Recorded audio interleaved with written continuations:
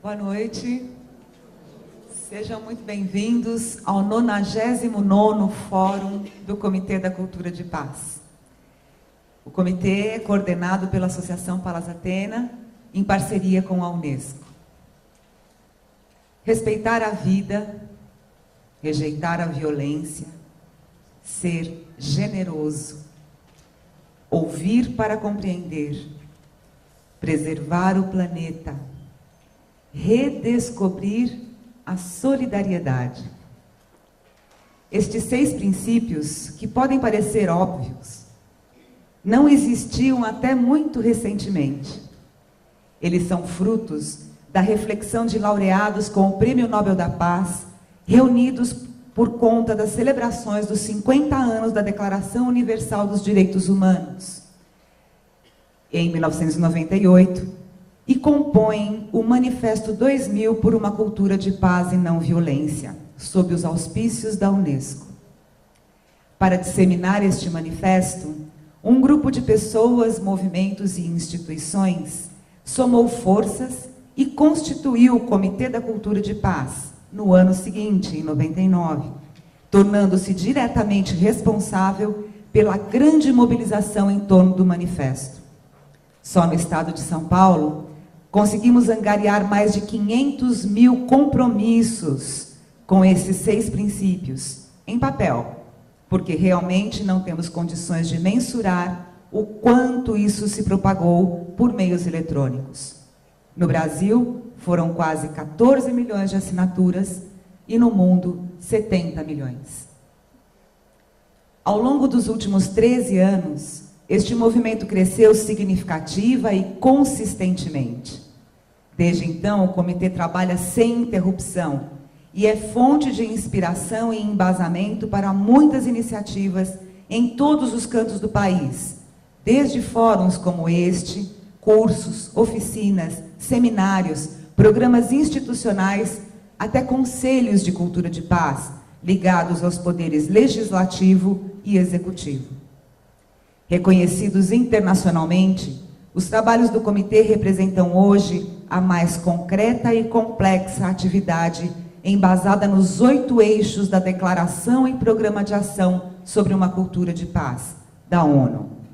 São eles: cultura de paz através da educação, economia sustentável e desenvolvimento social, compromisso com todos os direitos humanos, equidade entre gêneros, participação democrática, compreensão, tolerância, solidariedade, comunicação participativa e livre fluxo de informações e conhecimento, e paz e segurança internacional.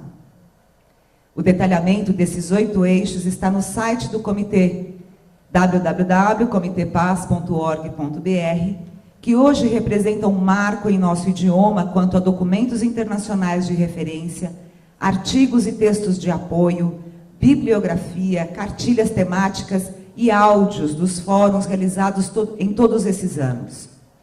O comitê também está na blogosfera, com o objetivo de ampliar a visibilidade das ações que vêm se realizando pelo país e pelo mundo, orientadas pelos 8 eixos do Programa de Ação sobre uma Cultura de Paz.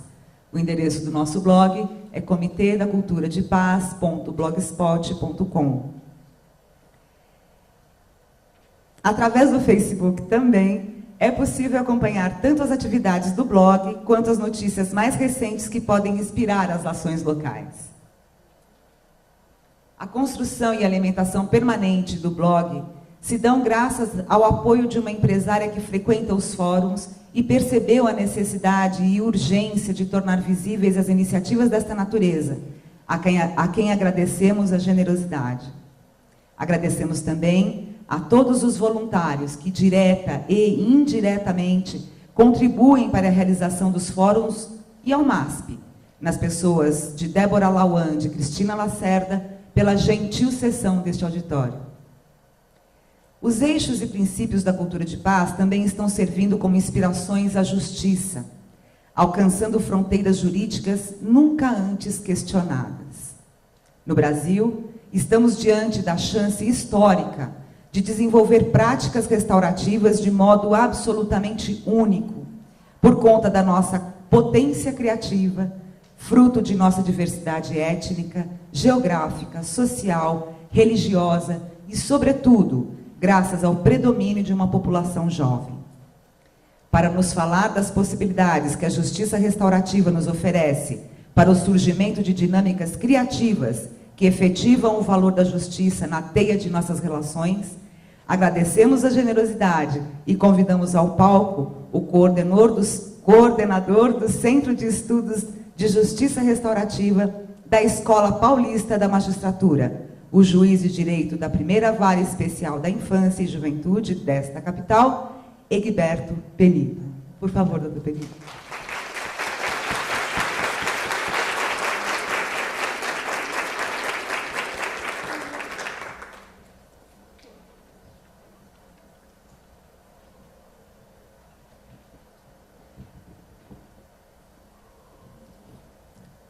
Boa noite a todos e a todas. Para mim é uma alegria estar aqui nesse encontro, né? Nesse encontro que eu acho que mais de reflexão, que também eu né? É um encontro de almas, né? Eu acho que para cada um que está aqui presente, né, alguma intenção, alguma ação foi direcionada para se fazer presente aqui, né? Às 7 horas da noite, São Paulo, né? Qual é a razão pela qual estamos aqui nos encontrando? Espero que desse encontro, né, alguma mínima ação, né, a gente consiga construir juntos. Num dia que tem um simbolismo muito profundo, né, 11 de setembro, e num fórum que por si só tem um simbolismo especial em termos de o que a gente pode fazer realmente para tornar esse planeta que a gente está um planeta maravilhoso, cada vez mais, que já o é, mas que nós reconhecemos esse encantamento. Então, um dia simbólico, 11 de setembro, num fórum com essa dimensão e, particularmente, o número 99, né, que não é pouca coisa. Né. E aí eu quero cumprimentar, né, a todos que fizeram esse momento se tornar uma realidade. Particularmente cumprimento então da professora Lia Diskin, né, todas as ações que a Palas Atenas vem fazendo em prol da cultura da paz. Eu acho que todos aqui sabem que quando a gente fala de cultura de paz, não tem nada de passividade, não tem nada que demande mais do que fazer um trabalho pela paz. É trabalho, trabalho e trabalho. E mais um pouco trabalho. Quem entra nesse caminho, a gente já sabe, vai dormir menos, né? Não tem férias, porque não faz sentido, a vida está o tempo todo aí. Somos demandados, né, em cada situação, para que a gente mostre realmente se isso é para valer. Né? Como é que é fazer uma ação que não retroalimente um circuito de violência? Isso é uma educação, isso não é fácil. Por mais simples que seja. Isso demanda trabalho, trabalho e trabalho. Então eu realmente tenho que cumprimentar a Palas, né, porque para chegar nesse número, num fórum, né, houve muito trabalho. E um trabalho, a gente não está mais numa época de heróis, um trabalho coletivo. Né, um trabalho de cooperação. Um trabalho que se constrói no fazer, onde os próprios princípios do que a gente almeja estão incorporados nele. Porque todos aqui já sabem que não tem como a gente alcançar um resultado seja buscando que valor, se esse próprio valor já não estiver presente no meio pelo qual nós estamos almejando. E a Palas tem mostrado que isso é possível, que isso não é uma utopia.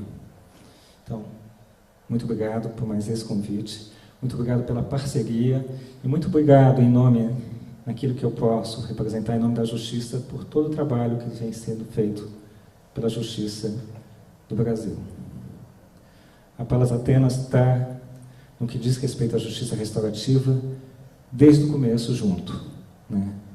O primeiro simpósio brasileiro de Justiça Restaurativa em 2005, no começo de 2005, que ocorreu em Araçatuba, né, foi construído em parceria no início, né, com a Vivi Tupi, com a Lia Diskin, né, que foi possível daí se tornar um sonho em realidade.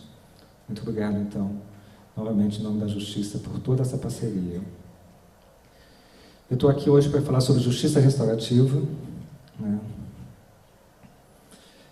A minha fala ela vai ser contextualizada numa panorâmica dentro de uma perspectiva de cultura de paz.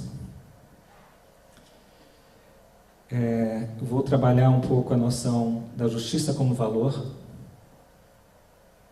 Aí teremos um pequeno DVD de 15 minutos, trabalhando um caso concreto de justiça restaurativa. E aí eu prossigo falando um pouco mais da estrutura, como ela vem sendo construída aqui no Brasil. E depois vamos abrir para perguntas, que eu espero que venham, que eu possa complementar com alguma coisa a mais ou esclarecer algum ponto que hoje eu não fui claro. Bom,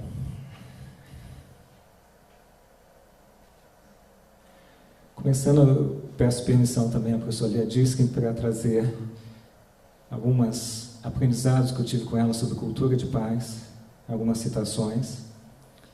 E quando a gente fala de cultura de paz, a gente poderia trazer outros nomes também, porque em certo sentido já ocorre um certo pulverização, um certo esvaziamento nessa denominação cultura de paz, mas poderia ser cultura de convivência, cultura de responsabilização, cultura de articulação, de cooperação, de respeito, de cuidado, embora aí tenha uma certa redundância, porque cultura pressupõe um cuidado, ou mesmo de justiça, justiça como valor. Cultura, né?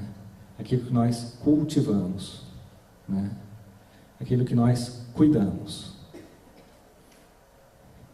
E aí, essa definição, citada pela professora Lia Diskin numa das suas palestras, que em 1989 a cultura de paz foi definida como um conjunto de valores, atitudes, modos de comportamento e modos de vida que rejeita a violência e previne conflitos ao atacar suas raízes para resolver os problemas por meio do diálogo e da negociação entre indivíduos, grupos e nações. Essa noção foi formulada no Congresso Internacional sobre a Paz nas Mentes dos Homens, realizado na Costa do Marfim. E avançando um pouquinho também, a cultura de paz tem duas missões, então. Primeiro, tornar visíveis as violências que se perpetuam pela omissão ou pela aceitação de condições humilhantes como sendo próprias da nossa sociedade, ou pior ainda, intrínsecas à natureza humana. Segundo, estimular novas formas de convivência que abordem o conflito como instrumento necessário à manutenção democrática dos relacionamentos. O que nós estamos vendo aqui? Então, que o trabalho em prol da cultura de paz busca não só criar mecanismos de resolução e transformação de conflitos, mas também jogar luz, tornar visíveis aquelas estruturas ocultas de violências que acabam contribuindo para esse ciclo de violência e que nem sempre são claras. É como você jogar um pozinho naquelas câmeras que tem um monte de raio laser e você vê os raios lasers ultravioletos se tornarem visíveis. A cultura de paz traz essas lentes que tornam visíveis como nossas instituições, como nossas estruturas relacionais contribuem para esse sistema de violência. E aqui nós temos também um outro ponto muito importante dentro da perspectiva de cultura de paz, que é a seguinte assertiva: as observações de pesquisa em etologia, por exemplo, já não nos permitem justificar nossas violências atribuindo-as à nossa herança animal, como salienta a Declaração de Sevilha sobre a violência, fruto do encontro de cientistas de diferentes disciplinas para analisar a questão promovida pela Unesco em 86 na Espanha. Nela se conclui que é cientificamente incorreto dizer que a guerra ou qualquer outro comportamento violento é geneticamente programado na natureza humana. O que nós estamos trazendo aqui? Não é uma fala esotérica, não é uma fala utópica, não é uma fala de boa vontade, mas é cientificamente incorreto dizer que a guerra ou qualquer outro comportamento violento, não sou eu que estou dizendo, né, é geneticamente programado na natureza humana. Ou seja, nós temos uma variável cultural preponderante. Então, como cuidar, cultivar, para que valores como de cooperação, né, de justiça, né, de paz, se incorporem nas nossas práticas diárias, nos nossos relacionamentos. Como fazer que deixemos de ser propagadores da paz, mas sejamos nós mesmos, geneticamente, né, a própria paz em si, né, já que é cultural. E avançando um pouquinho, na perspectiva científica ainda, né, as novas percepções das ciências apontam para o surgimento de um novo paradigma. Qual? O qual tem como características a percepção da desmaterialização da matéria, matéria mais como processo do que como coisa, da impermanência, do vazio quântico, da presença da consciência, vida e inteligência estão presentes no tecido do universo inteiro, e da interconexão. As bases desse paradigma consubstanciam-se nas teorias científicas surgidas no século XX, como, por exemplo, no campo da física, a teoria da relatividade, teoria quântica, teoria holográfica e teoria geral do sistema. No campo da biologia, a teoria dos campos morfogenéticos. No campo da psicologia, a teoria da sincronicidade, o inconsciente coletivo, a existência de arquétipo, elementos dinâmicos e transpessoais da psique, psicologia transpessoal, etc. Há diversas ciências, como, por exemplo, física, biologia, química, têm apontado que a realidade que está aí posta não é bem assim. Né? Que talvez não exista um núcleo duro no átomo, que as coisas são ao mesmo tempo processos, ondas e coisas. Isso tem revolucionado a forma como essas ciências vêm entendendo a realidade. Ocorre que o direito e algumas outras ciências não têm acompanhado esse desenvolvimento. Têm perdido o bonde da história. Se tudo há uma interdependência, se há uma interconexão, como, por exemplo, se basear num direito penal que responsabiliza individualmente a pessoa por uma ofensa. Não trabalhar a perspectiva da corresponsabilidade, por exemplo. Como pensar outras formas, né, de resolução de conflito, de harmonização social, que não seja através de um controle sobre a ameaça, sobre a coação, onde é outorgada para um terceiro, vir de cima para baixo, dizer o que é certo e errado. Naquilo que dizemos em direito, onde se outorga ao Estado o monopólio legítimo do uso da força, responsabilizando individualmente a pessoa. Se é que é vista como pessoa, porque normalmente é tido como objeto. Né? Muitas vezes, por mais que vários diplomas legais apontem que é um sujeito de direitos. Na minha sala de audiência, né, que é um dos poucos lugares que menos se ouve, vamos dizer assim, que deveria ter uma escuta qualificada, se tem um adolescente, eu sou juiz da infância e juventude, de atos infracionais, se tem um adolescente com problema de pequeno tráfico, de drogadição, beira a covardia responsabilizar individualmente ele e falar: agora vai ser essa medida de liberdade assistida, se virem, porque da próxima vez vai ser uma internação. Se não trabalhar a família, a comunidade, a sociedade, enfim, se não tiver mecanismos efetivos de gerar toda essa corresponsabilidade. Entre tantos outros aspectos que essas descobertas científicas trazem. Apenas um. Então, a ciência, como instrumento de materialização da justiça como valor, infelizmente, volto a dizer, tem ficado para trás nos avanços de transformação das relações sociais. E aqui avançando, com relação à cultura de paz, ainda. Né? Trazendo também ideias e pensamentos de Gandhi. Né? Entendendo como podemos, entendendo a dimensão do que estamos falando. Né? Então, essa cultura de paz, né? O que é isso? Né? Quer dizer, essa nova coreografia. Não tem como, ou é muito difícil, avançarmos na materialização de uma nova cultura se também não mudarmos nossos padrões mentais e ações. Não há efetivamente educação sem transformação. Não há mudança sem encontro. Mudança no sistema de ensino. É fundamental haver uma mudança no sistema de ensino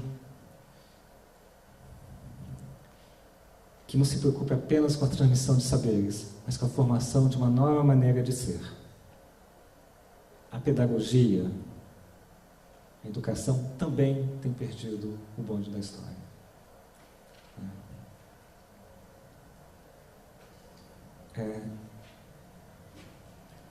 Perceber que só posso me transformar se, ao notar, ao perceber que há forças negativas dentro de mim, forças que posso sobrepujar usando o treinamento da mente. Assim como o treinamento da mente é uma forma de educá-la. É importante usar a educação para possibilitar que os outros desenvolvam qualidades que também os levem a sobrepujar a desarmonia.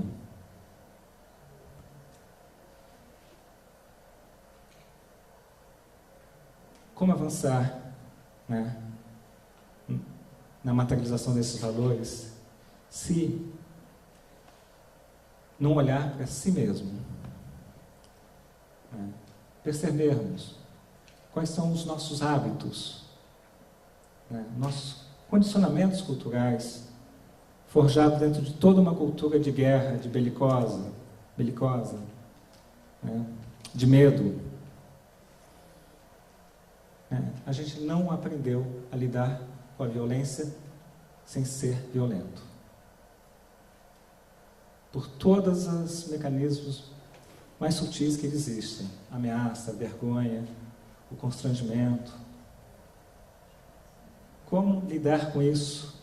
Se a gente não perceber que isso está incorporado na gente, e perceber quão difícil é romper esses hábitos.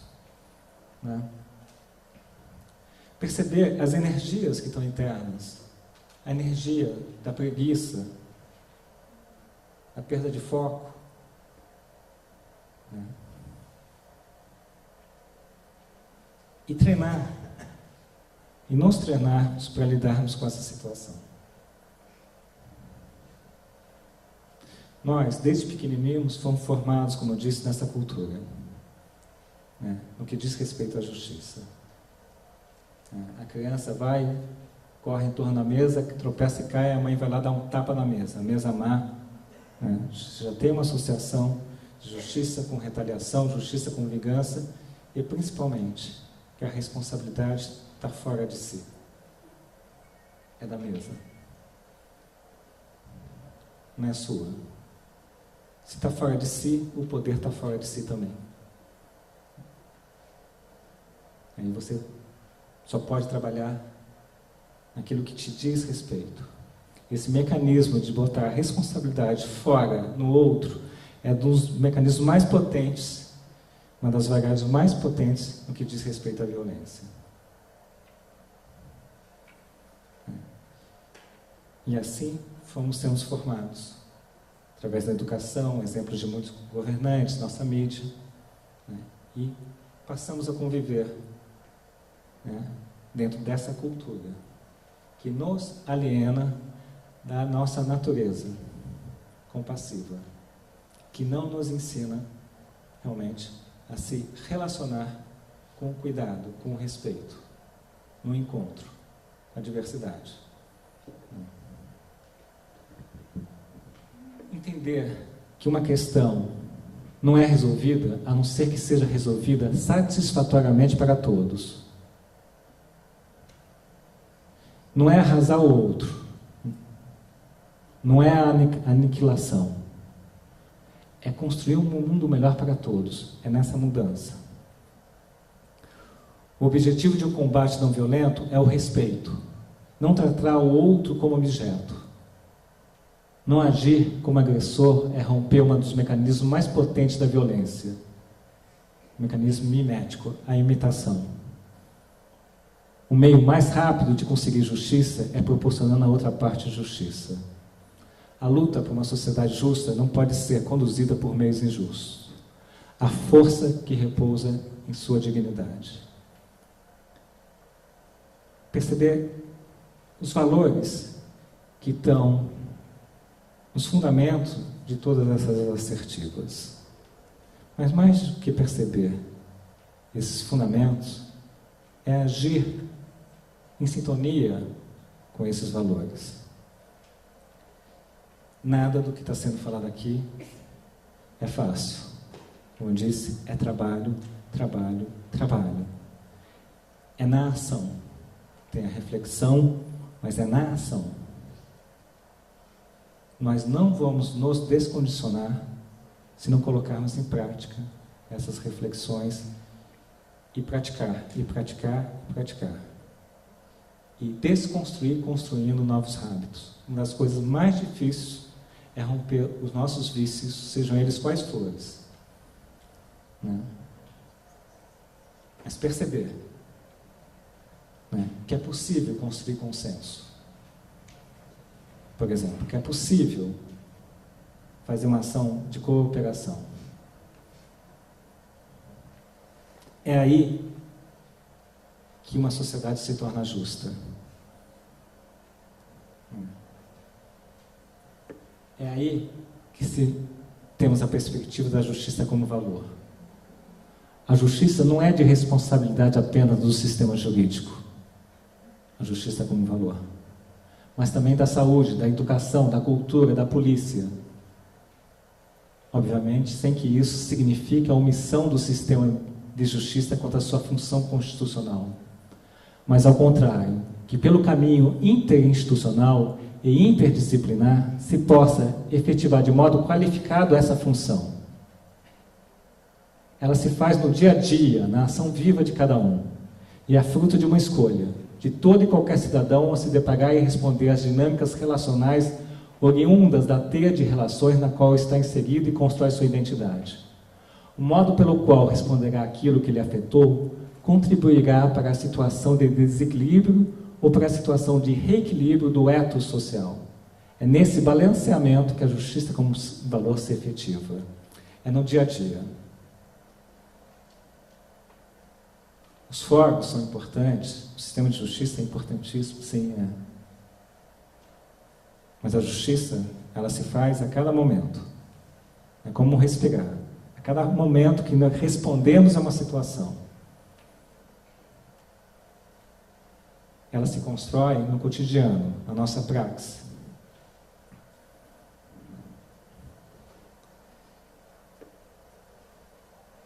Infelizmente, nossa justiça, como sistema, está estruturado uma lógica punitiva.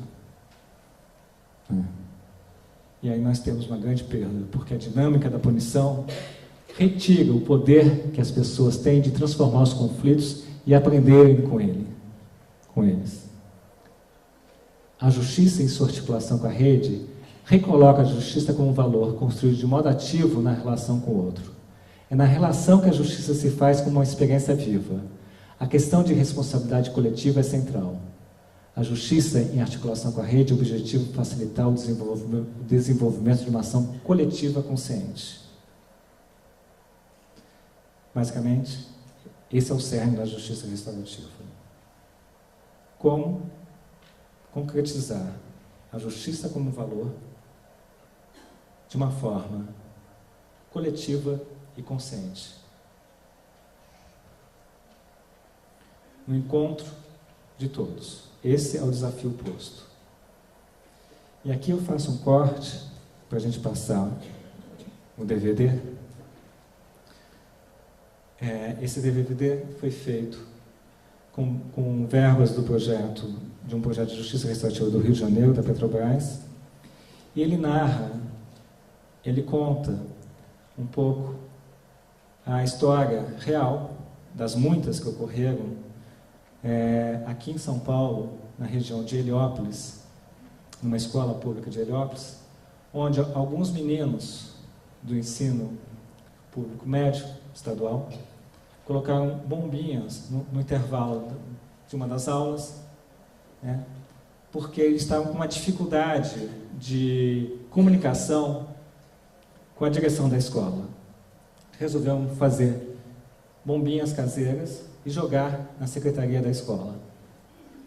Eram 3 meninos. Só que, quando um jogou, a bombinha não caiu tão perto do local que eles queriam. O outro chegou, chutou a bombinha tentou chutar mais para perto, mas ela foi mais para longe. O terceiro chegou, tentou dar um novo chute, e ela foi mais para longe ainda, no meio do intervalo, onde tinha outros alunos, particularmente 3 alunas, e a bombinha explodiu. E alguns pequenos fragmentos atingiram as pernas dessas 3 alunas. Foi aquele alvoroço, aquele auê, sai para as outras classes de aula, sai para fora, todo aquele tumulto.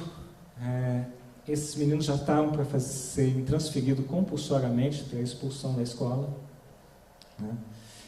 Só que essa escola estava fazendo parte do projeto de justiça restaurativa e foi feito um círculo restaurativo no conselho tutelar da escola, porque havia um trabalho, não só com a escola, mas com a comunidade do entorno, que um dos projetos da justiça restaurativa envolve, não só as instituições, particularmente a escola, mas a comunidade também. E esse DVD fala um pouquinho sobre essa história, nós vamos ver e eu retorno com a minha fala. Podemos passar?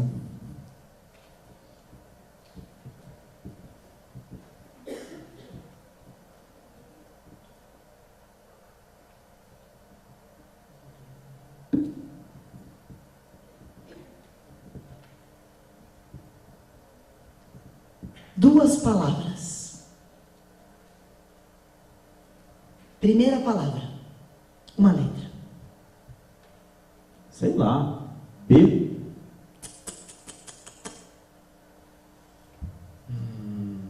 C. J. Tem J.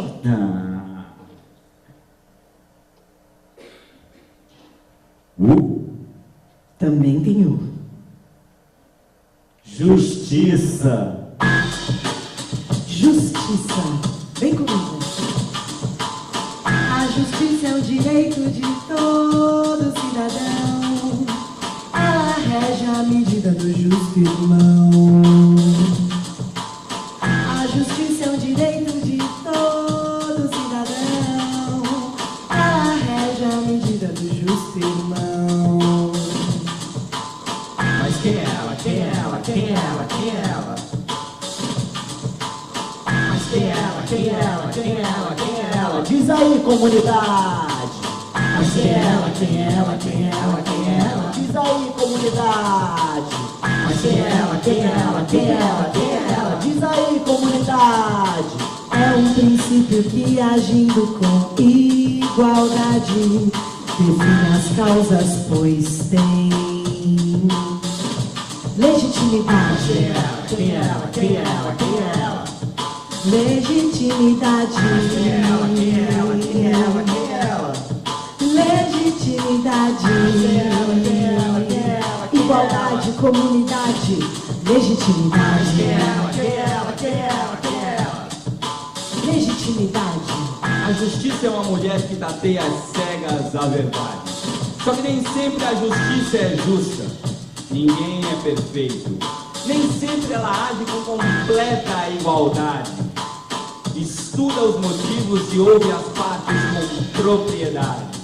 Mas como diria o poeta popular, vou lhe dar a decisão. Botei na balança, irmão.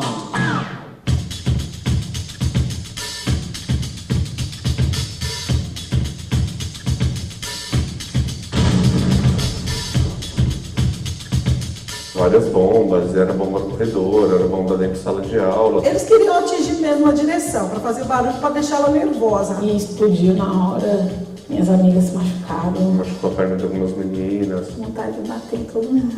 Que a bomba era redonda, saiu rolando. E na hora, nossa, a gente ficou com muita raiva, porque pensou que foi de propósito mesmo. A polícia foi acionada. Alguns foram acusados, talvez injustamente, né? Surgiu uma conversa, nós vamos mandar para a Fundação Casa. Tinha 22 pessoas. São apenas pessoas em conflitos.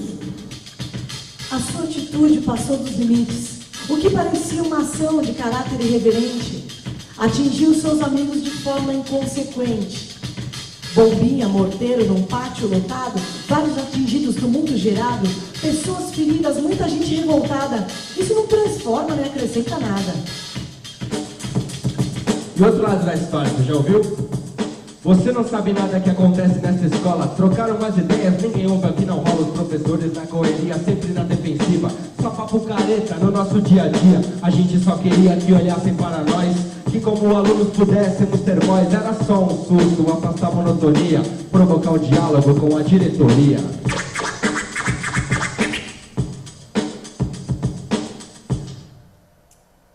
E agora ele? E agora você? E agora o que vai acontecer? E agora, José? E agora? Fala tu. Ah, vai deixar eu falar? Ah, demorou, beleza. Vou falar então. E aí, justiça, o que você vai fazer? Eu quero que me ouça, tenho algo a dizer. Toda história tem dois lados, é o que o ditado diz. O que você fez, o que você diz que eu fiz. Quem tá com a razão, quem vai sair prejudicado? Parece simples, mas no fundo é complicado. O que é justo, o que é legal? Diga aí, diga lá. O peso da balança vai ter que balançar. O que é justo, o que é legal? Diga aí, diga lá. O peso da balança vai ter que balançar. Segunda palavra. Uma letra. R. Tem R. Sei lá. T. T. Tem? Uhum. Vixe, menor ideia.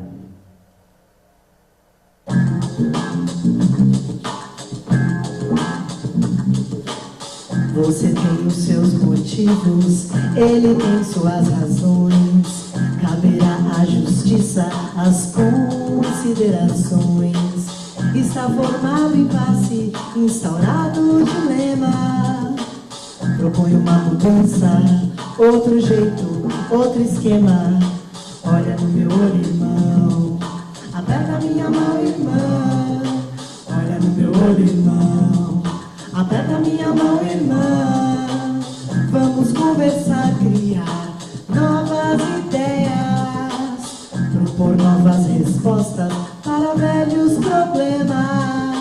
Como, de que jeito, de que forma isso seria? Acaba todo mundo sempre na delegacia. Manda uma molecada direto pro juizado, vira aluno fichado, por todos apontado. Aí não tem mais volta, tia. Futuro já era, virou lenda, tá arruinado.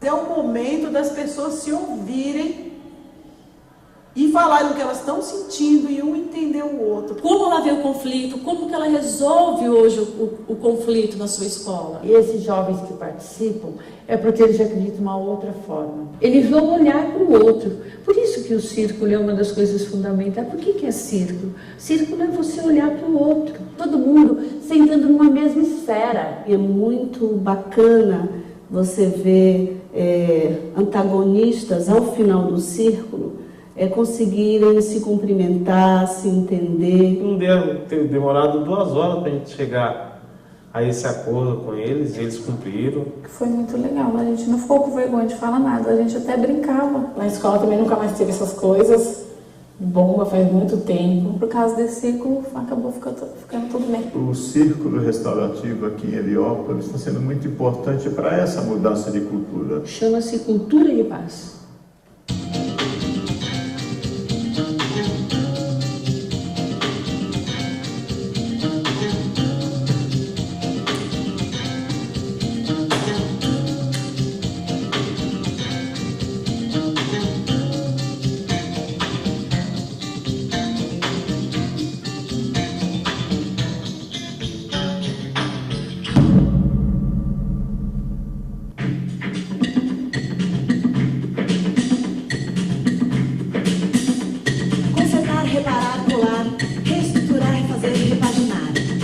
Elaborar, analisar, pesar, refletir, ponderar, conciliar, partilhar, educar, ensinar, reelaborar, encontrar, debater, equalizar, apaziguar, restaurar.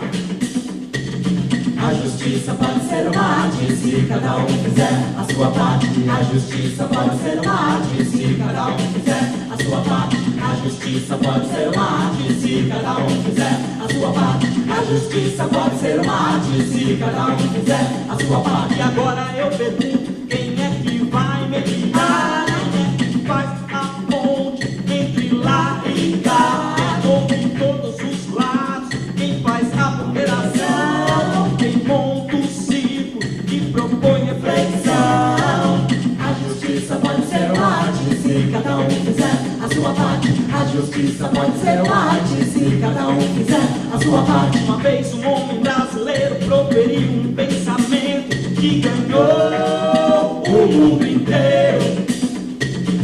Uma vez um homem brasileiro proferiu um pensamento que ganhou o mundo inteiro. A educação não muda o mundo, a educação muda pessoas, pessoas mudam o mundo. A educação é uma aliada e com a justiça anda junto. Tecnologia de ponta, pensamento profundo. A justiça pode ser uma arte se cada um fizer a sua parte. A justiça pode ser uma arte se cada um fizer a sua parte. A justiça pode ser uma arte se cada um fizer a sua parte. A justiça pode ser uma arte se cada um fizer a sua parte.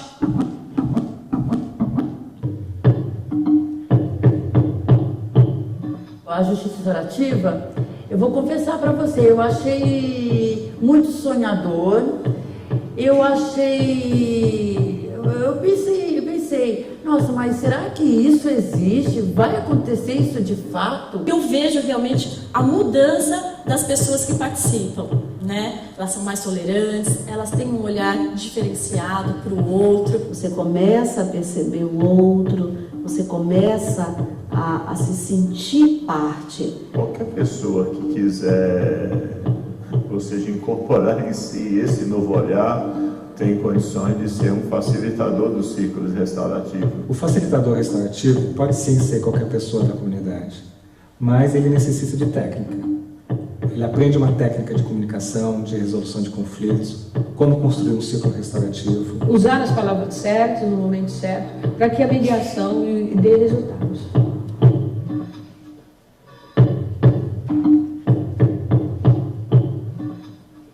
Agente da paz. O que ele faz? Agente da paz. Agente que traz a ideia do encontro, o possível reencontro, o elo desfeito ele refaz. Pode ser quem estuda, pode ser quem ensina, pode ser quem trabalha. ensina, agente da paz. O que ele faz? O diálogo guia, as partes escuta, pondera o estigma, estreita os laços, o mal entendido ele desfaz. Agentes da paz, agente que faz. Urbanos e humanos na diária labuta, empunhando palavras, a comunhão como arma, dissipando a disputa. Agente da paz, agente da paz, agente que faz. Agente da paz, agente que faz.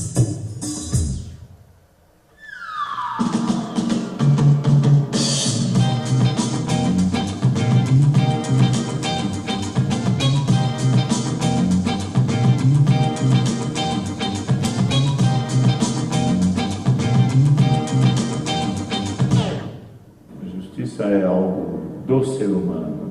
A educação também é algo do ser humano. O professor, quando a gente lança a ideia, o projeto, ele diz assim, é mais um projeto que não vai dar certo. Então ele não se inteira, ele não se envolve. E aí a gente aos poucos vai sentando, convencendo. Eu tive várias experiências que me mostraram e mostraram para o professor quando ele participou de círculos comigo, em que nós fizemos o círculo, em que ele saiu dizendo assim, eu não sabia que era assim. Se eu soubesse... Mas a comunidade tem que perceber que só através do diálogo mesmo, né, da compreensão, desse sentimento de pertencimento, dessa coisa de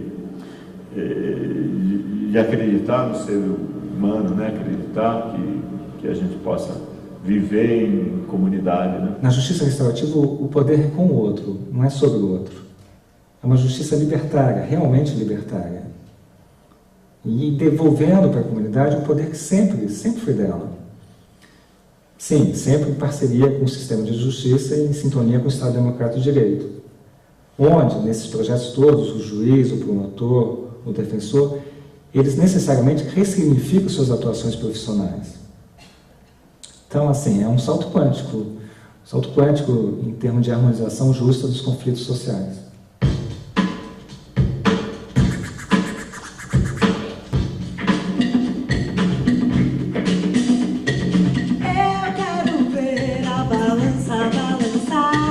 Recriando um outro mundo, outro lugar. A justiça pode ser uma arte se cada um fizer a sua parte. Ela não parte, ela passa a fazer parte. Ela não parte, ela passa a fazer parte. A justiça pode ser uma arte se cada um fizer a sua parte. A justiça pode ser uma arte se cada um fizer a sua parte.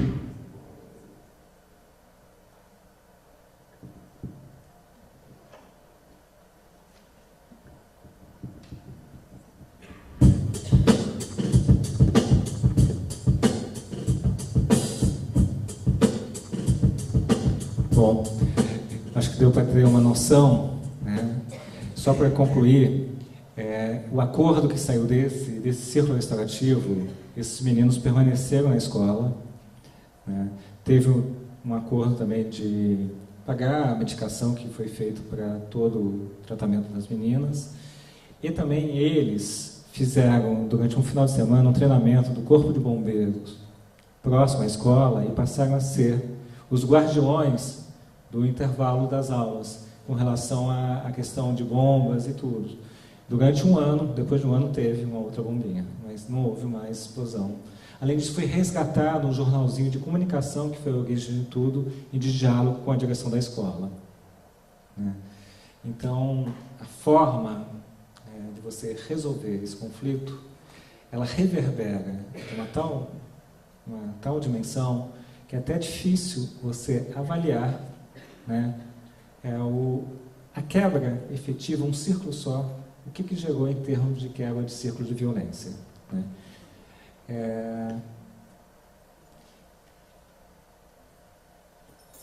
E avançando aqui, então, por que justiça restaurativa? Tá? Então, a justiça restaurativa, ela surge, né, no começo da década de 60, no começo da década de 70, por conta de uma grande satisfação, né, com um sistema predominante na área criminal, um sistema extremamente criminal, um sistema retributivo punitivo.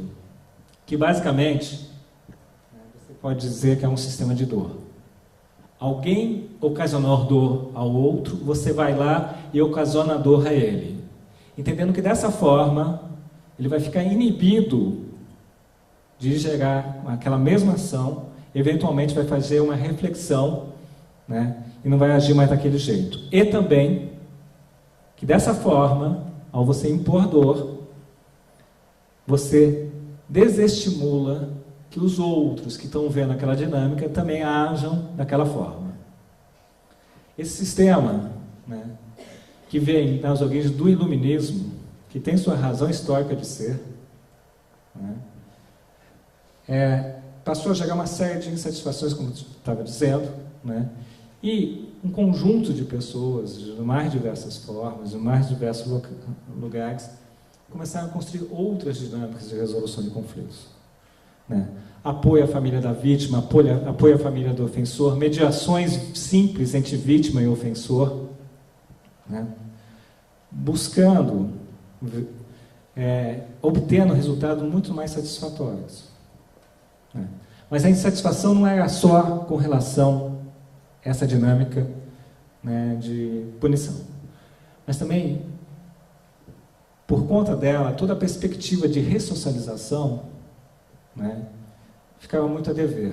Basta a gente pensar no nosso sistema penitenciário, no nosso sistema de internação de adolescentes, né? E aí eu acho que eu não preciso me alongar muito sobre isso. Um sistema extremamente complexo e custoso, esse aparato institucional. Um sistema que não funciona para a responsabilização, fazendo uma distinção entre punição e responsabilização, né? Que é evidente. Quer dizer, a pessoa gera uma dor, você lá impõe uma pena, uma sanção, e aí a pessoa está zerada. Zerada como? O que você fez para reparar o dano? Qual foi a reflexão que você fez para que aquilo não volte a ocorrer? Qual é a corresponsabilidade de todos os envolvidos? Né? Então, na verdade, o nosso sistema punitivo, predominante no sistema penal, criminal, no frigir dos ovos, ele não gera, ou muito dificilmente, gera uma responsabilização. Um sistema que não produz justiça, como eu disse, como valor. Justiça muito associada à retaliação. Um sistema que não satisfaz a vítima ou repara o dano. Nesse sistema predominante, a vítima é um mero meio de prova para você estabelecer uma culpa entre Estado e réu para poder punir. Ela, vítima, que teve sua vida totalmente ressignificada com aquela violência, fica totalmente à margem desse processo. Se bobear, ela é submetida a uma segunda violência, ao cair nos nossos sistemas impessoais. Como sabemos, ela vai no fórum, tem um funcionário que a trata mal, falando no meu lugar como juiz, né, com uma pilha de processos, com uma sequência de audiências. Ela chega para contar a história dela, aquilo que mudou na vida dela, né? E é tão importante contar e recontar aquela história, para que possa ressignificar e não cair no processo de vitimização. E eu estou com aquela pilha de audiência e falo: minha senhora, é isso ou aquilo? Não posso, não quero, não tenho condições de ouvir mais, né? Ela realmente fica à margem de todo esse processo. Todas as questões: por que eu fui escolhido como vítima? Quais foram as últimas palavras que meu filho falou? Etc, etc. Ela é alijada desse processo. Um sistema que não repara o dano, como eu já pontuei também. E aí eu não estou falando só um dano pecuniário, dano moral, dano simbólico. Então, essa insatisfação cada vez foi crescendo mais, muito forte, intensamente, que aí foram surgindo esses outros mecanismos de resolução e transformação de conflitos. E eu pontuo aqui que essa lógica punitiva, infelizmente, foi incorporada por todo o nosso sistema educacional, disciplinar. que só recentemente tem repensado outras formas de resolver os seus conflitos internos. E também eu pontuo aqui, só para falar en passant, na questão também que no caso de criança e adolescente, né,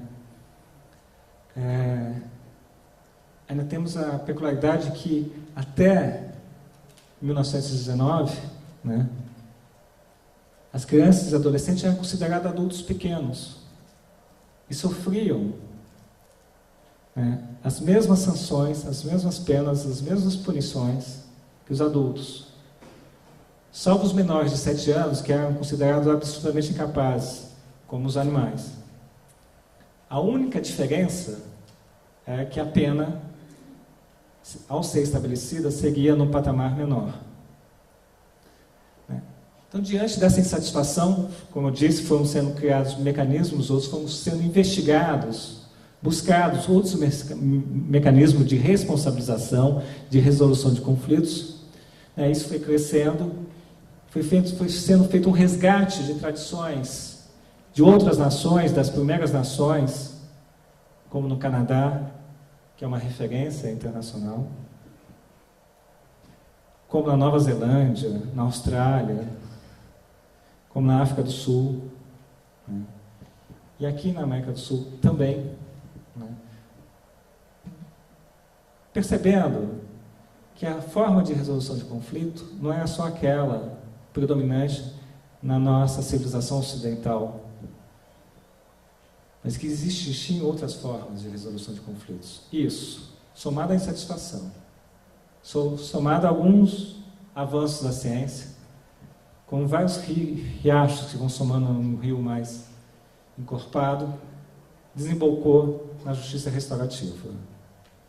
Que se você pode trazer como uma noção que ela é um processo através do qual todas as partes afetadas e interessadas em um conflito específico, seja ele intersubjetivo, disciplinar ou correspondente a um ato infracional, se reúnem para solucionar coletivamente como lidar com o resultado da situação conflituosa e suas implicações para o futuro. Ou seja, é um encontro. Encontro entre quem? Entre vítima e ofensor. Mas não só entre vítima e ofensor, mas quem foi indiretamente atingido por aquele ato também. Por exemplo, se uma senhora sofre um furto, onde está lá o salário que ela ganhou naquele mês, e convive com ela na mesma casa a irmã dela, que não trabalha. A irmã dela também foi impactada com aquele furto.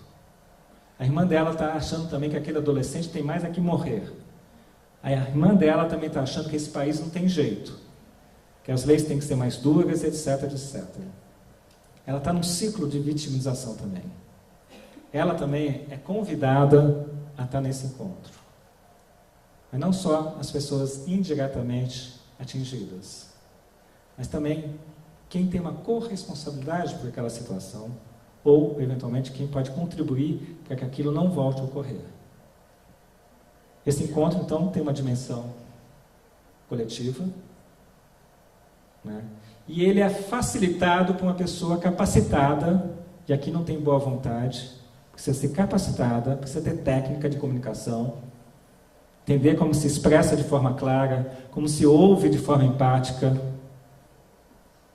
quais são as várias metodologias que tem de resolução de conflito, quem fala primeiro, em que momento você vai construir o acordo, como que você vai abrindo, você não está ali num processo terapêutico no sentido específico dessa palavra, não no sentido de cura maior, que aí sim, de harmonização, mas como você precisa de técnica nesse sentido. Né? Como ressignificar uma fala desastrada, enfim, técnica.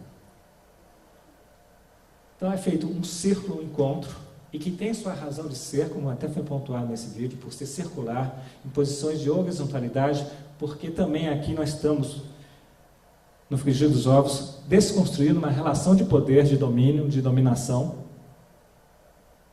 É o poder com o outro. Né? Não existe outro poder que não esse. Né? Que você constrói junto, né? entendendo nesse processo de investigação, de esclarecimento e não de julgamento, se tem uma das coisas que mais afasta o valor da justiça é julgar. Isso não significa não fazer discriminações. Até para saber se você está bebendo veneno, uma água potável, enfim, você precisa discriminar, mas ter consciência. Mas não é julgar. Nós estamos aqui harmonizando e buscando uma responsabilização. Não é passando a mão na cabeça de ninguém, mas também não dando um tapa na cabeça de ninguém.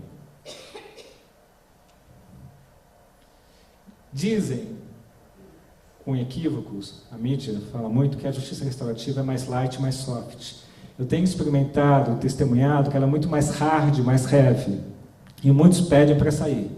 Porque é mais fácil pagar por cesta básica, pedir a desculpa aí foi mal, etc., forçar, enfim, do que você olhar de frente as consequências das suas ações. Isso é extremamente transformador e não é nem um pouco fácil. E você olhar a desestrutura familiar ou a desestrutura que você está inserido. Lidar com isso também não é fácil. Mas aí você não gera uma mudança. Você não tem uma responsabilização efetiva. Como que você responde para o mal feito, da escolha desastrada que você fez para atender uma necessidade sua? Que você poderia atender essa necessidade de uma outra forma. Como a família, a comunidade contribuiu para aquela situação também. Cada um na medida das suas responsabilidades, das suas escolhas. Mas se você quer uma mudança, e não só um sistema de controle social de dominação, o caminho não está sendo esse, da punição. Não tem sido uma estratégia eficaz lidar com a violência com a violência. Isso não significa ser firme. Não significa que existe leis, existe uma ordem. Então a justiça restaurativa, o foco é nas relações. Como você vai restaurar essa relação, e muitas vezes você vai restaurar não no status quo anterior que elas estavam, porque às vezes é esse status quo que estava desequilibrado. Você vai fazer um rearranjo para um outro patamar. Então você vai olhar para as causas que geraram aquilo, para as consequências, para os danos. A vítima central é uma responsabilidade ativa e não passiva. Como eu disse, ela não vem de cima para baixo, de acordo com um determinado intérprete da lei, com seus valores, que a gente sabe que a questão da imparcialidade é muito relativa. Mas você busca uma responsabilização não passiva, mas ativa. Você cria as condições de acolhimento e de segurança necessárias para cada um vir com a sua verdade e nesse encontro entender o que ocorreu e lidar com a responsabilização, responder aquele mal feito e juntos construir a forma que repara aquela situação e eventualmente previne que aquilo não volte a ocorrer. Se estamos falando de responsabilização, de harmonização social, o que nós vemos fazendo é muito pouco. Senão, tem contribuído para a manutenção desse sistema de controle. Então, é uma responsabilização ativa, Você tem, então, foco na reintegração do ofensor, mas a vítima é central, foco nas necessidades de reparação, é um processo de esclarecimento, conscientização, vítimas diretas e indiretas, participação ativa de todos, olhar para o futuro, não é mais para o passado. Uma vez acontecido está, o que a gente faz daqui para frente? Mas não é só isso. Falando um pouco também, eu já vou caminhar para o final da minha fala, num programa de justiça restaurativa, que não se limita à mediação, não se limita a um encontro entre vítima e ofensor único. E primeiro você tem essa ampliação comunitária, você tem todos os outros focos de amplitude, então você tem uma dimensão muito maior. Você trabalha em 3 eixos concomitantemente, todos em igual importância. Até agora eu falei das metodologias, quer dizer, do eixo de resolução e transformação de conflito Só abro mais um parênteses, que existem várias metodologias. Círculos restaurativos, processos circulares, né, modelos sul-africanos, o Eletamba, tem vários nomes, tá? Mas você tem o foco da resolução do conflito. Mas tão importante quanto, e resgatando o que foi falado da cultura da paz no começo, era se debruçar sobre as estruturas ocultas de violência nas nossas instituições, nas nossas dinâmicas, né? Você tem que trabalhar com as mudanças institucionais. Não adianta, por exemplo, uma escola se abrir para um círculo restaurativo, ser mera hospedeira de um círculo restaurativo, se ela, como escola, não rumar em direção a uma escola restaurativa. Isso vale para a escola, vale para o judiciário, vale para qualquer instituição. Se ela, por exemplo, como escola, não repensar o seu projeto pedagógico, seu regimento interno, sua assembleia de alunos, se ela não fizer concomitantemente um feixe de ações complementares, semana de grafitagem, de cultura de paz, sensibilização do corpo docente, discente, para que ela não retroalimente aquele sistema de violência, que contribui para situações de violência. É muito. No projeto que a gente estava implementando em Heliópolis, tinha uma promotora, a doutora Luciana Berma, uma defensora, Tatiana Loma,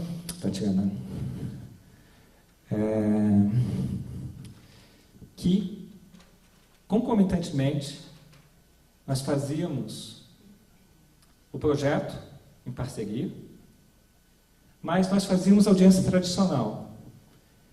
Era impressionante. Na medida em que a gente ia para uma audiência tradicional, o juiz, eu, virava juiz. A promotora, defensora, defensora. A gente tinha que se policiar porque eu já estava indeferindo questão, já estava ficando contrariada, já estava um clima de beligerância. Isso mínimo, do mínimo. E coisas desse tipo. Então, como você capacita as pessoas para serem mudanças de agente institucional? Com 3 eixos também, sub-eixos. Nesse segundo eixo.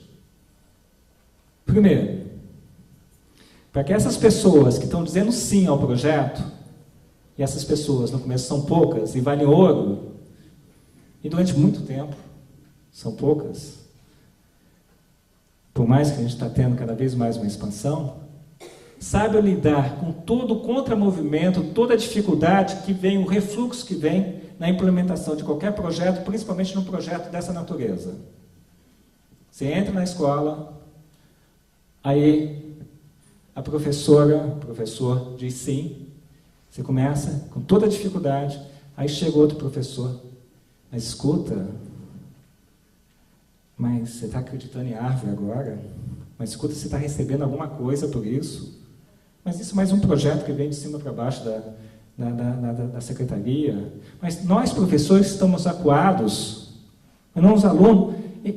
Em 15 dias, a pessoa desiste. Até porque, no começo, muita coisa não funciona. Então, você tem que fazer ajustes para lá e para cá.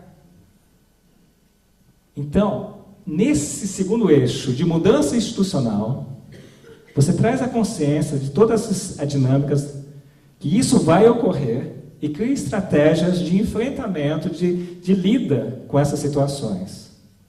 Para que quando elas surgirem, primeiro você saiba lidar com elas. Mas além disso, você cria estratégia de empoderamento para essas pessoas, para que elas não fiquem fragilizadas e avancem, persistem na mudança institucional, porque se persistirem, trabalho, se chega lá. E a gente hoje pode falar com a autoridade de alguém que está testemunhando que a gente não está falando de utopia, de boa vontade, aqui e no externo. Isso está acontecendo, tem depoimento. E quando você vê uma dinâmica de conflito sendo resolvida numa vara da infância e juventude, da forma como vem sendo resolvida, e uma num círculo restaurativo, né, usando a expressão que eu falei, é um salto quântico. Não dá para desistir nesse caminho, porque a diferença é brutal, não é pequena, é muito grande. Então, nesse segundo eixo, né, você trabalha com essa perspectiva de jogar luz nas dinâmicas da violência das institucionais, de preparar as pessoas para serem de agentes de mudança institucional, delas entenderem O projeto de ponta a ponta pretende um mínimo de logística, de operacionalidade na implementação desses projetos. Porque quando você entra numa escola, o melhor é trabalhar com os alunos, mas não tenha dúvida, né, com a juventude. Mas você vai trabalhar com um funcionário, com a mãe, com um diretor, com um professor. E precisa entender, né, o projeto de ponta a ponta para saber onde que o menino vai pedir num conflito o círculo restaurativo. Vai ser numa urna, essa urna vai ser num caderno, esse caderno vai ser colocado na sala de direção, como é que é a sala... Enfim, pensar junto a construção desse projeto. Então, lidar com o contramovimento, ter noções mínimas, né, de logísticas. Bom, esse é o segundo eixo de formação no projeto de justiça restaurativa, e temos o terceiro eixo, que é a articulação de rede. Com tudo que demanda numa articulação de rede, também linkando com o que eu falei no começo, que a justiça, como valor de respeito à saúde, ao esporte, à educação, à polícia, a articulação de uma rede já é um desafio imenso. Como sensibilizar e articular uma rede. Você trabalha com um subprefeito aqui, um delegado lá, um juiz acolá. Daqui a pouco o subprefeito saiu, o delegado não está mais, e como é que cria o fluxo, porque tem a boa vontade, enfim. Mas, como você cria micros redes em torno do projeto, em torno, por exemplo, de uma escola, minimamente, e forma essas pessoas para lidarem entre si com essa capacidade de resolução de conflito. Então, também é muito comum, em alguns projetos, você ter, na própria formação, a comunidade escolar, mas também o Conselho Tutelar, a Guarda Metropolitana, né, e por aí afora. A gente testemunhou algumas situações, como, por exemplo, uma pequena, o Conselho Tutelar, conselheiros tutelares sendo vistos por diretora da escola como fiscais da pior espécie, que só vêm para atrapalhar o ambiente escolar, que são despreparados, etc, etc. A escola, por sua vez, sendo vista pelos conselheiros tutelares como sendo espaço de violação de direitos, que não respeitam todo o direito da criança e da família, enfim, um clima realmente belicoso, de confronto, de guerra. Na medida em que eles passam pela formação em conjunto, na medida em que, mais que isso, eles aprendem minimamente, e é uma educação permanente, porque a gente sai desse ambiente, a gente está inserido, como eu disse, numa cultura de guerra, que nos força a uma outra dinâmica, nas estruturas. Mas minimamente, a se comunicar, minimamente a lidar com situações, realmente em Heliópolis, durante um tempo, porque infelizmente também sofremos impactos de uma descontinuidade e não enraizamento no primeiro momento do projeto, a gente está voltando, né? Mas durante um bom tempo, situações conflitosas que iam para além do projeto foram resolvidas de diversas formas, através de um entendimento. Questões de fornecimento de leite para creche, por exemplo, e outras semelhantes. Então você tem 3 eixos, e ao mesmo tempo você tem que pensar ações de gestão, né, no micro e no horizontal, na implementação do projeto, e como você sensibiliza e articula com as suas instituições verticais.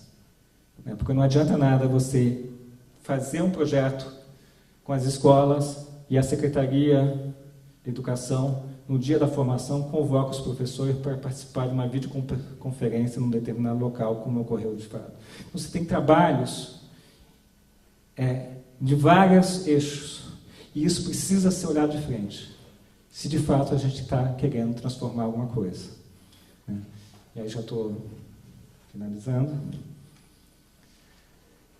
Aqui eu vou pular um pouquinho, tá? Só para mostrar que, desde 2005, a Justiça Restaurativa foi implementada no Brasil oficialmente, né, em 2005, com um projeto implementando práticas restaurativas no sistema de justiça brasileiro. Começaram projetos pilotos aqui em São Paulo, no Rio Grande do Sul, em Brasília com adultos. Ela entrou pela lei, o Estatuto da Criança e do Adolescente, a lei 9.099, porque essa lei permite, o Instituto da Remissão, do Perdão, você fazer pactos, né? Para além da gravidade do ato infracional, você pode fazer acordos e não gerar uma internação. Mas de lá para cá isso teve uma evolução muito significativa, né, que eu reputo pelo perfil, né, por mais diversificado que seja a justiça restaurativa em São Paulo, né, ou em Recife, numa cidade do interior, ou com crianças ou com adultos, mas mesmo assim tem uma evolução muito significativa. Hoje em dia, a justiça restaurativa, a gente não tinha nenhum diploma legal prevendo expressamente ela já entrou na lei do SINASE, que regula, entre outras coisas, a questão das execuções das medidas socioeducativas. Hoje tem uma resolução da Secretaria Estadual da Educação prevendo a justiça restaurativa, e foi criada a figura do professor mediador, foi criada muito em função das dinâmicas da justiça restaurativa, e isso é abertamente assumido pela Secretaria. Nós temos no Manual de Convivência Escolar da Secretaria também a Justiça Restaurativa. Esse ano entrou no regimento interno da Fundação Casa, que prepara também, né, um projeto de Justiça Restaurativa, a própria, né, Justiça Restaurativa. O Ministério da Justiça está prevendo isso para adultos também. Nós temos uma disseminação de vários estados. Em São Paulo nós temos projetos aqui na capital, né, em São Caetano do Sul, em Campinas, em Barueri, com vários parceiros, né, de várias organizações, como o CECIP, o Mediativa, nós temos gente também aqui, né, a Palas, São José dos Campos. São José dos Campos não necessariamente com a parceria do Judiciário, o Judiciário está acompanhando, mas não tem. Isso mostra também que há uma discussão conceitual se a justiça restaurativa sempre tem que ser feita com o Judiciário ou não. E a justiça como valor entende que não, que as práticas restaurativas e a própria justiça restaurativa ela pode ser feita para além dos tribunais, mas nós temos então dentro do Estado de São Paulo uma expansão e temos projetos em Belo Horizonte, Rio Grande do Sul, Maranhão, Belém está começando, né, Fortaleza, Rio de Janeiro também está começando. E para terminar, o importante, quer dizer, o conceito de justiça restaurativa é um conceito muito aberto. Isso é um grande risco, porque vira um balaio de gato. Tudo vira pode virar uma justiça restaurativa. Mas um dos, vamos dizer, uma das referências internacionais teóricas mais fortes, que é o Roy Ozer, que tem um livro chamado Mudando as Lentes, publicado pela Palas aqui no Brasil, entre outros, tem 2 livros. Agora, recentemente, publicou um outro livro também sobre justiça restaurativa. Aponta para esse risco desse conceito aberto, né, onde tudo cabe. Um tapinha nas costas, de repente, vira uma justiça restaurativa, e a gente está vendo a complexidade dela, muito maior. Ele aponta que o importante é você ter atenção aos princípios fundamentais, que a justiça restaurativa funciona como uma bússola, que aponta a direção, porque o caminho realmente é tortuoso e incerto. Então, como você caminhar com o mínimo de integridade e criatividade, testando os resultados, testando, né, nos resultados no próprio processo. Então, ter essa bússola, né, é completamente diferente, a gente sabe ter um mapa, ter uma bússola, né, do que caminhar no continente, né? E o risco de se perder e desviar é muito grande. Então, está o tempo todo atento a esses princípios, o grau de satisfação das pessoas envolvidas, se de fato está tendo o cuidado, o respeito, né? O respeito à dignidade para com o outro. Essa é a nossa bússola. Eu paro por aqui, acho que com as perguntas posso complementar alguma coisa a mais. Muito obrigado.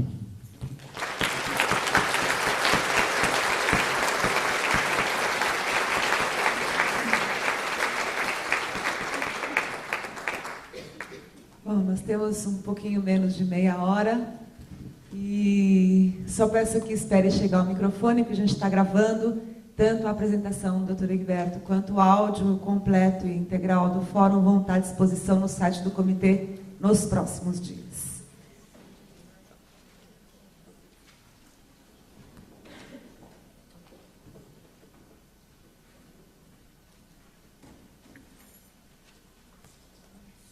Boa noite, doutor Egberto. Obrigada aí pela brilhante exposição que o senhor fez.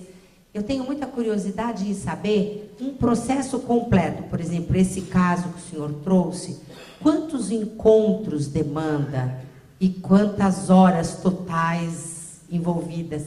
Porque essa é uma dimensão que eu sempre tenho me perguntado para pensar o alcance da justiça restaurativa, entendeu? Obrigada. Então, essa é uma pergunta muito boa, né? Então, no primeiro momento eu te falo que é absolutamente variável. Nós temos, por exemplo, em escolas, quando já está mais incorporado, né, processos circulares, o mesmo círculo restaurativo que ocorre ali na hora. Houve a briga no intervalo de aula, né, ou a professora, o funcionário, ou o próprio aluno, enfim, já vamos fazer o encontro. Como tem processos que demoraram 2 anos. Né? Então, no Rio Grande do Sul, por exemplo, teve um caso de um adolescente que brigou com segurança, esse foi um caso na comunidade, numa balada, atirou no segurança, esse segurança ficou paraplégico, né? Então, um caso grave, e aí a gente também já esclarece algumas outras coisas, como, por exemplo, não necessariamente a justiça restaurativa é só para atos infracionais ou crimes de menor potencial ofensivo, ela abarca qualquer outra situação, né? Não necessariamente a justiça restaurativa, ela exclui o processo tradicional predominante. Então, você tem casos de ciclo restaurativo ocorrendo mesmo com adolescente interno, ou com adulto, em caso que ele está preso também. Mas, voltando para o nosso exemplo, tá? Quer dizer, então, o segurança foi atingido, ficou paraplégico, perdeu o emprego, começou uma situação da família dele muito difícil, não tinha como ter o contato. Eles tinham lá uma estrutura no Rio Grande do Sul, naquele momento boa, foi feita uma carta de aproximação do menino para o segurança, depois, mesmo assim, depois um novo encontro, depois um vídeo, até que houve um encontro entre eles.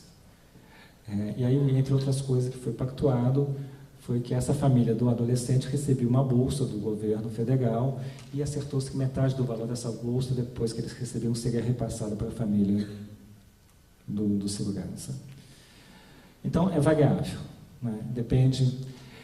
Nós temos experimentado, né, no fórum, né, a forma tem sido a média, que também temos isso. Nós temos círculos restaurativos ocorrendo no fórum, nas escolas e na comunidade. O pior lugar para ocorrer um círculo restaurativo é no fórum, por tudo que demanda a ida para o fórum. Todo o processo de estigmatização de ir para o fórum, a pessoa acha que vai chegar lá, mas pode sair presa, enfim. A pessoa sai de Parelheiros, Santa Amália, para ir para o fórum, você faz um círculo restaurativo, tem que pegar 2 condições para ir, 2 para voltar. É muito difícil que alguém, por um problema de dano ao patrimônio, briga, escola, o tio, o professor, enfim, faça esse movimento. Então, o pior lugar é o fórum, mas temos também. Né? Mas, em média, né, a gente faz uma preparação, porque ninguém entra no ciclo restaurativo sem saber por que está entrando, tendo um mínimo de noção da razão que ele está entrando. Então, mais ou menos de meia hora essa preparação, né, de 2 horas o círculo, né, e depois para saber se o acordo foi cumprido, porque temos isso. Tem uma preparação, um encontro, eventualmente, não necessariamente, chega-se a um acordo. Isso não significa também que o processo não teve resultado. Não é pelo acordo que se mede isso. Né? E aí, mas eventualmente tendo acordo, você também tem um período de checar se o acordo foi cumprido, se não foi cumprido, a razão pela qual não foi. Né?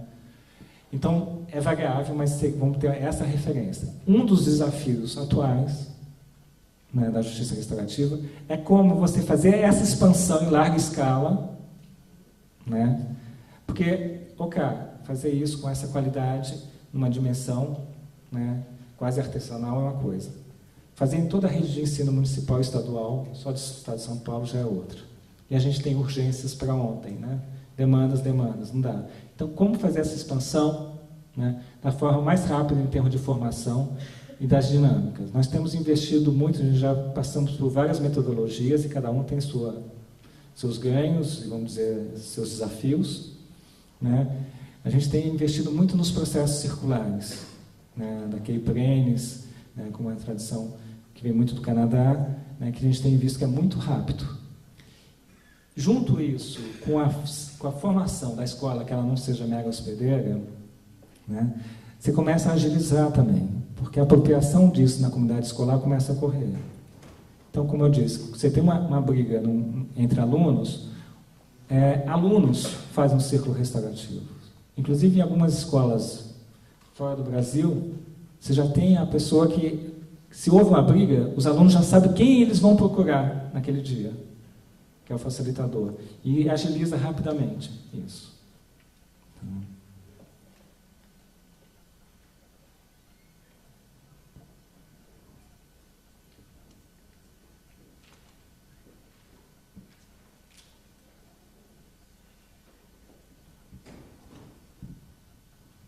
Boa noite, professor. Meu nome é Luiz Fernando, eu trabalho como advogado. Também queria agradecer a generosidade do conhecimento compartilhado conosco. E a questão que eu queria levantar diz respeito à recente implementação dessa Comissão da Verdade e a possibilidade de, talvez, no seio desse novo procedimento, considerar a possibilidade da aplicação dessa filosofia exposta pelo senhor. A gente percebe que, aparentemente, as pessoas envolvidas na implementação dessa nova estrutura, elas têm feito questão de colocar, de forma bem polarizada, esses interesses das partes que eram protagonistas nos episódios históricos, já criam esse ambiente todo de beligerância, né? Então, entidades militares querendo legitimar os atos e da mesma forma, antigos militantes de esquerda também querendo legitimar atos de violência. Então, é uma questão muito complicada. O senhor mesmo falou que existe a possibilidade de talvez trazer a justiça restaurativa em casos de maior complexidade. Talvez esse seja um caso de complexidade extrema. Então, na verdade, em suma, a questão é a seguinte: existe a possibilidade, quais seriam os melhores caminhos nesse sentido, e até levando em consideração que diversos paradigmas históricos, políticos e institucionais que até hoje são legitimados, né, na prática de políticas públicas, vão ter que ser mudados caso esse tipo de abordagem seja adotado. Obrigado. Também é uma questão que abre para várias outras, né? Sem dúvida nenhuma, até historicamente, uma das vertentes mais fortes da justiça restaurativa vem da África do Sul, exatamente nas dinâmicas, né, no final do apartheid, de todas as comissões de justiça e verdade. E tem até filmes belíssimos nesse sentido, que mostram a potência, né, dessas dinâmicas restaurativas.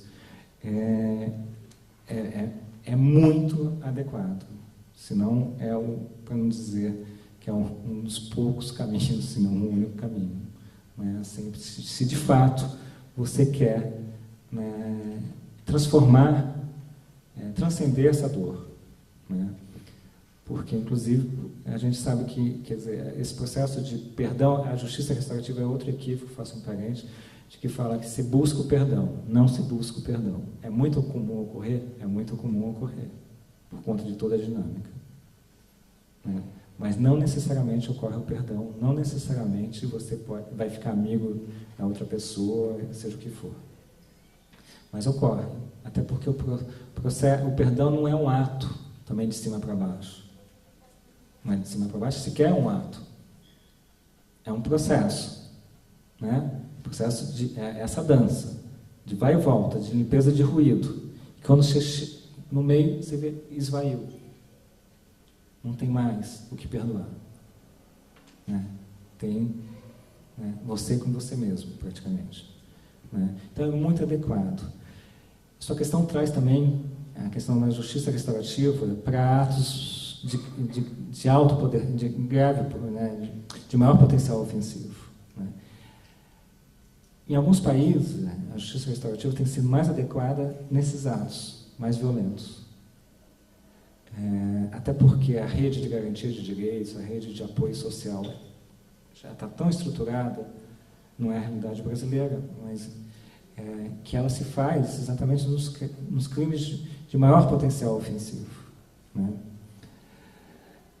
E existe dinâmicas restaurativas, inclusive, quem trouxe isso muito foi o Marshall Rosenberg, da comunicação não violenta, que aí você trabalha até simbolicamente, e isso numa outra dimensão, de coletividades. Inclusive de coletividades, assim, por exemplo, dos massacres dos indígenas. Então, do homem branco com os indígenas. E você faz dinâmicas restaurativas para entender esse processo.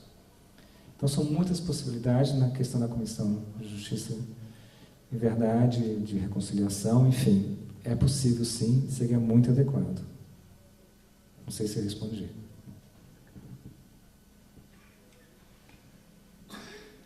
Boa noite.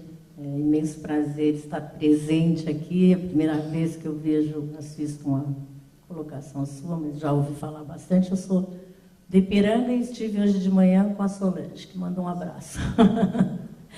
Mas eu gostaria, assim, de contar em primeira mão que a agente da educação, eu sou da educação municipal e estou dentro de um grupo de trabalho que está sendo acompanhado pela Secretaria Municipal de Educação. O senhor sabe bem sobre isso, mas que saiu finalmente um comunicado que chama as diretorias regionais de educação municipais, que são 13, que chama cada diretoria a compor um grupo de trabalho, assim como convidar parceiros para a gente estar realmente criando uma rede de apoio que a gente consiga. Eu vejo, no fim das contas, que, na verdade, a gente está a caminho de se criar círculos restaurativos, ou nós estamos com vários conflitos dentro da educação, né? Dentro da escola, dentro das diretorias, dentro dos setores. Então, a gente está tentando buscar justamente essas parcerias. E hoje a gente esteve com a Solange, com o Januário, que é um trabalho em medidas socioeducativas meio aberto. Chamamos o Sargento Carvalho, que o senhor deve conhecer também, o assessor da subprefeitura do Ipiranga. Estou contando isso assim porque a gente está tentando, mas é difícil. É difícil o exercício eu estava aqui pensando como é que a gente conseguiria fazer, apesar de estar sendo bem sistematizado esse trabalho. Ele está sendo supervisionado pela professora Flávia Schilling.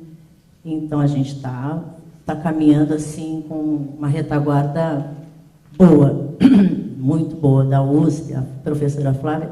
Mas, assim, nós também estamos andando com as próprias pernas. Não estamos tendo aulinha, não. Estamos trabalhando muito. E a hora que a gente precisa ver como praticar, como fazer isso, como fazer... Hoje nós tivemos discussões bobas, assim, para saber. Inclusive, saiu perguntas assim: quem determina que o menino do meio de medida socioeducativa vá para tal escola? Como a gente recebe aquela criança na escola? Como a escola recebe? Os conflitos que tem dentro de uma escola, os conflitos que tem dentro de uma gestão de escola. Então, tudo isso está sendo revirado. As escolas estão refazendo seus projetos pedagógicos, como o senhor disse.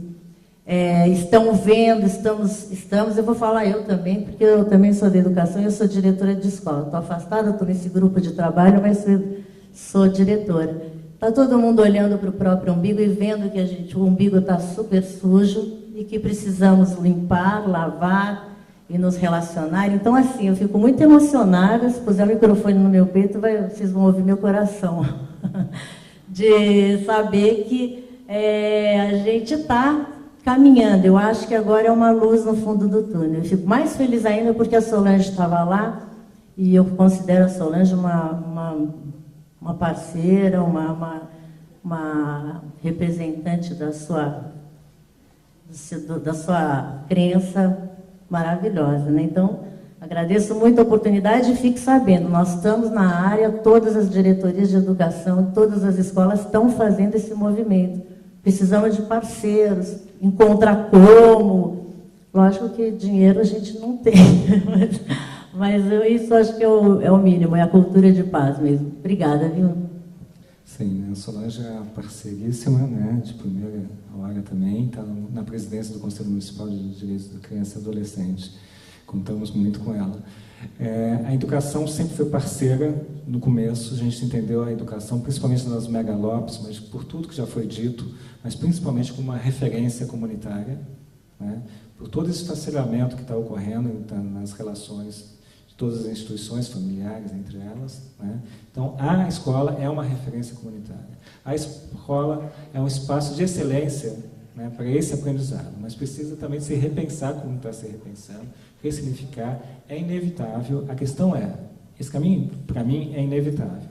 A questão é, então, se a gente vai contribuir para o aceleramento dele, e tem vidas em jogo, é bom que a gente contribua, ou se a gente vai retardar algo que é inevitável, ou atrapalhar. Começar um projeto e parar no meio é extremamente desastrado, extremamente desastroso, né? É melhor talvez eu nem começar. Então, persistir até o fim, com todo o desafio que é uma instituição como a Secretaria Municipal de Educação, que é um belíssimo desafio, né? E é o espaço de excelência para aprendizado de valores.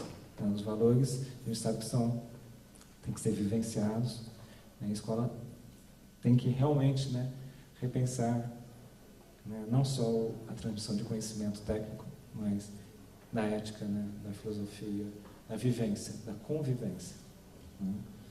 E isso está sendo feito, né? Tomara que de uma forma mais rápida. A gente sabe e fica super contente, né, que existem várias teorias, uma delas dos campos morfogenéticos, né, com a teoria dos 100 macacos, né, que é um pesquisador, Rupert Sheldrake, que pesquisou, um biólogo inglês que pesquisou comunidades de macacos, entre outras, no arquipélago, e percebeu que, num determinado momento, a equipe de pesquisa dele percebeu que uma macaca pegou uma batata, jogou na água do bar, botou na boca e gostou. Isso não era uma prática comum naquela comunidade macaca, por um processo de imitação, né, mimético. Aos poucos, todos daquela comunidade macaca começaram a fazer. Até aí tudo bem. Ocorre pouco tempo depois, né, durante séculos, isso nunca ocorreu, mas depois de um ano, enfim, pouco tempo, dentro de uma outra proporção, uma outra ilha daquele arquipélago começou a fazer, depois a outra, resumindo a história de uma forma sucinta, pelo adiantado da hora. Há pouco tempo, todo o arquipélago estava fazendo aquilo. Ele achou estranho, começou a pesquisar, fez pesquisas científicas, grupos de pessoas espalhados pelo mundo, mostrava alguma coisa para ser decifrada, cronometrava o tempo, e percebeu que quando chegava no último grupo, aquele grupo, por algum centésimo segundo, decifrava mais rápido. E começou a perceber, então, que haveria um campo morfogenético que, em resumo, que quando determinada comunidade de pessoas percebe a realidade de uma determinada forma, né, aquela percepção espalha, de modo geral, é como um leite talhado para todos. É aí que ele criou, nos modos do consciente coletivo, né, Jung, né, os campos morfogenéticos. E falou a teoria dos 100 macacos. Então, quando 100 macacos cria-se uma massa cinzenta, chega num determinado entendimento, aquilo espalha por todo o arquipélago. A questão da justiça restaurativa, desses valores, esperamos que predomine, né? E quando a gente chega a falar no futuro, a gente não fala mais com uma distinção. Justiça restaurativa, a justiça é uma justiça só. E, de fato, ou é um valor só. Né? E que a gente tem um sistema predominante, né, de um outro paradigma mesmo, né, que realmente empodere, né, a potencialidade criativa da dignidade de cada ser humano. Que bom, temos mais alguém, mais um nesse caminho. Doutora Guiberta, muitíssimo obrigada. Foi muito emocionante a sua palestra, especialmente para mim hoje. Quero agradecer em nome do comitê. Você está marcando o fim dos 2 dígitos de fórum. Mês que vem vamos começar os 3 dígitos, o que é muito bacana para nós. Mês que vem tem o 100º fórum, será especialíssimo. Estão todos convidados. Mas antes do próximo fórum, estão todos convidados também para a 31ª Semana Gandhi. E talvez seja o grande inspirador disso tudo, que será no dia 2 de outubro, aniversário dele, Mohandas Gandhi, às 19 horas, no Centro Cultural da Índia, na Alameda Sarutaiá 380, entrada franca, com Lia Diskin e Hamilton Faria. Estão todos convidados. 2 de outubro, 31ª Semana Gandhi. Gandhi hoje. Os fins estão nos meios e a ética da intenção na ação. Doutor Egberto, muitíssimo obrigada.